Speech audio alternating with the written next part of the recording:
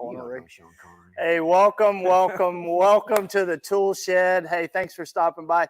This is a place that you can stop by for about 15 minutes sometime throughout your day, and we'll give you some tips to make every job just a little bit easier.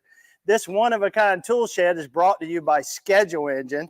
And you know, this episode is sponsored by our good friends at Emerson. And we actually have our good friends at Emerson with us today. So whoop, whoop. Proof we have friends. I love it. Proof. It's on video too, which is perfect. Hey, what's today, Eddie? We got a lot on the show today. I'm excited. We got a ton to get to, but why don't we introduce our guests? We have Becky and we have Shane from Emerson, and they actually were giving Jerry and I a breakdown on the old Copeland compressor. I believe that's a two. That's two-stage. Yeah. Two-stage. I almost said two-stroke, like a lawnmower. I don't know. Yeah, we're real good here, folks. Join us. Yeah. So, we actually have an engineer on site today. We did. That's cool. And he was shaking his head the whole time. It's fine. This is fine. This is all fine. Cool. So, hey, listen. You know what day it is? It's Tuesday. I don't know why I'm pointing. Hey, you're so far away today. All right. It's Tuesday, so that can only mean one thing, Jerry. Crappy installs. Crappy installs. Let's take a look. Roll the tape. Install. Okay. So at this point, I am convinced that no one in the country can actually do a drain. I don't know if this was like they ran out of pipe, or there was a special at the hardware store in the 90s. But either way, maybe their last name started with an S. Oh, I see that. That's pretty. You know what I love about this picture? Like, they had the cheek to put the arrow in there just in case you weren't sure what was wrong with this. Hey, look, it's the yeah. There you go. All right, what's next? Okay, now you could be forgiven if you're not an HVAC cat, but that's two air handlers. One drain goes all the way into another drain, which spills out into a thing. And so basically, that's caca. That's not good. That's not up to go. But I love how they put they have the cheek to put a trap in the upper drain just in case. The whole lower air handler's a trap. Right now, there's HVAC guys laughing in their truck somewhere because that's hilarious. Absolutely. All right, next one. Just in case the electricians are feeling left out, we got a Sunday special. It's like, I don't need your crappy 200 panel upgrade. My dad used to be an electrician. I did some work before you got here. Yeah, I helped you. I gave you guys a start in the project. All right, what's next? All right, we call this one the homeowner special. And for those that said the code says make sure you can see the primer, check. I don't know. Maybe checkmate. It's code. Who knows? That's crap. Listen, don't do that. All right, let's pull that down. It hurts my eyes. That's terrible.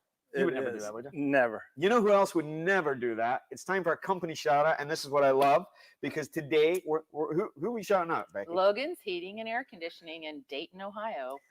Right on. That's Jim Myers. Jim Myers and the whole team there. We've actually met them a couple of times. They've been serving just for decades, and actually used to work over Foreman Emerson. So as my buddy Aaron says, what starts out well ends well. So he knows what he's talking about. In fact, we talked one time, and I was struck by it. They're really driven to do good, technically competent work. So it's companies like Logan's that help give all the rest of us a good name out there, elevating the trades, being good community members. So we appreciate everything you're doing. Keep up the good work, gang. So now that we've been here for a couple of minutes, let's go ahead and introduce ourselves, because that's what the book said to. Shane, why don't you introduce yourself? Take a minute or two. Say hi. Sure. Hi, Shane Engel from Emerson. I actually grew up near Copeland and Emerson when I was young, and worked with my hands a little bit in high school. I was lucky to work for my father. He owned his own construction business. I went on to get an engineering degree and actually started my career at Emerson when I was a freshman in college, and co-opted all the way through for about 4 or 5 years, and have had the chance to work with some great people and mentors when I was younger, and everything has worked out pretty well for me over the course of the last 25 years. So fingers crossed, it's looking like that job might work out for you. I don't know. Yeah. It might be too early to say. I'm good for another week. It might be too early to say. I don't want to jinx it. Who knows? Anyway, high school, that's crazy. Becky. Becky Holscher, and I'm from the local area too. Drove by Copeland many of times throughout my life, and decided to work there about 15 years ago. And I started in the trades. Yeah. I actually went to Upper Valley Career Center. Upper Valley. Don't tell Tony Trapp. Don't tell Tony Trapp, but he teases me a lot about that since he knows it's been a few years ago. So Been in the industry now for 15 years with Copeland at Emerson. Yeah. And enjoying every bit of it. Well, listen, we're all joking aside. Jared and I are thrilled you're here. You guys have just been such great partners. Obviously, Schedule Engine is partnering with us on the Toolshed. You guys stepped right up, and so I've actually known you for a number of years. How is therapy going? I'm getting it's through a support, it. I'm it's a getting support through group. it. They're like, hey, Andy, the meeting's not over. You can't come in yet. No, we've known each other for a while, and one of the things I've got to know about Emerson is just all the incredible work they do behind the scene, the way they contribute, the way they volunteer, they give their staffs time, not just to local communities, but to national associations for years, right? And so we're grateful for your partnership. And as we think, one of the things that we talked about earlier on was the biggest issue that the trades face, everybody watching, it's labor, right? We talked a little bit about it last night. We talked about it this morning. And so, you know, when we think about it, Becky, what would you say that you've seen communities do with businesses and like tackling that, like just at a community level with contractors? Is there anybody you've seen do it well? What's the key there? Well, I think in our area, we're very fortunate because the Upper Valley Career Center has a great advisory board. So there's 45 contractors, manufacturers, local individuals that spend their time and efforts towards the Upper Valley Career Center as an advisory board, and they contribute time and effort. So you got to get involved. Yeah. And, you know, we have 3 in the local area, Ohio High Point and Bell Fountain, Upper Valley and Piqua and Miami Valley.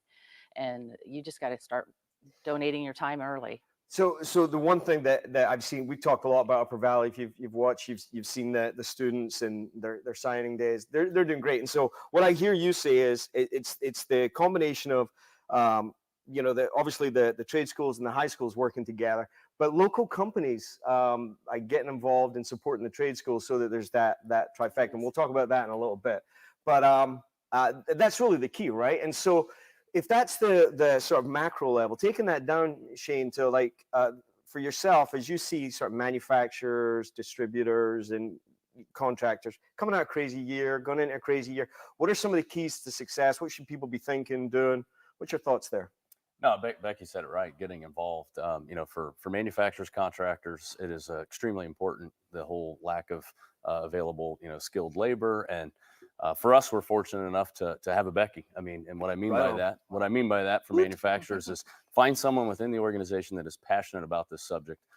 She's got the connections with the local trade schools, and again, started in the trade, so she's personally, you know, kind of passionate about it to drive it. So we're all made up of individuals, and seeking out those that really want to drive, you know, that opportunity and get involved is extremely important. We talked about the 3-legged stool before. Yeah. So, you know, the manufacturers rely on the contractors to deliver the products. The contractors rely on the available labor and those that are wanting to get into the trade. Yeah. So it's important that, you know, all 3 of those work in a cooperative fashion to, you know, to do what needs to be done. And it's crazy. You don't have to be a big multinational company, like a company of 3. Someone can just decide to get involved, right? Yeah, that's right. Hey, what is that thing they say? Like, if you say, hey, somebody should do something about that, just remember you are somebody. Right? We talk about, and so that's what they've done. Yeah, we talk about all the time. Just take action. You know, like no one's. What did you say? No one should be more involved than you. Yeah, right. Yep. So if that's the you know, the different levels, what have you seen, Becky? You work with a lot of contracts and trade schools. What have you seen companies do to really set their teams up for success? What are the best of the best out there doing? Well, I think, you know, following Toolshed and following AC Heating Connect, you know, investing in your employees, getting them the right tools for their job, and making sure they're happy. You know, we all know there's a shortage out there. We have to vie for the same group of people. Make sure that they're happy and they stay. Yep. So, you were saying earlier, like people don't leave bosses they like. That's right. You know, it's listen, it's a job. That's what the money's for, as Don Draper's famous for saying. But all things being even, they can get the paycheck pretty much within reason anywhere. And so you need to start looking at those differences, and even things like, do you allow your team to volunteer and do that? And you mentioned technology, so AC Heating help, things like Schedule Engine. We'll be talking about a bunch of that stuff tomorrow. But you got to, like, like I say, you got to take care of your team, right? Well, you know what they say is like the customer is always the customer, but the customer is not always first. And so what you really want to do is you want to take care of your employees, and then let your employees take care of the customer, and then let the customer take care of the business. Yeah, right. So, right on. so the employee comes first. You're right. Yeah. You're right. I mean, and then a happy employee shows that the company's great to work for, and people are going to hire them. Yeah, and we talk about, you know, it shows all the way down the road to reviews, right? Like because for many of us, the owner or president or whatever isn't the one actually in front of the customer. We have a distributed workforce, and so it's super critical that your team knows what's important and that they feel it and that they're actually living it. Because at the end of the day, you know, that is what your customers, that's how your customers experience the brand. It's that interaction, and it's why we put so many systems in place and encourage people to plan ahead. That's awesome. Shane, we talked about like communities. We talked about the sort of trifecta of, you know, all the players. We talked about the companies. What, at the end of the day, what do you see great individuals do, regardless of where they work? Well, I think the good ones get prepared and they execute. You know, so or as one of my coaches used to say, when I put you in the game, get after it. Get after it. It's your opportunity, right? Sounds like a Toolshed. That's a good one. I'm going to write that down. I think I'm writing that down, Shane. We might need another principal. That's right. Get your credits for that. Or as we were joking before, you know, you're allowed to come in as early as you want and stay as late as you want. So, that's right. That's right. We had Don Gillison last week, and he obviously works with the Emerson team there, and I think there is something to be said for that.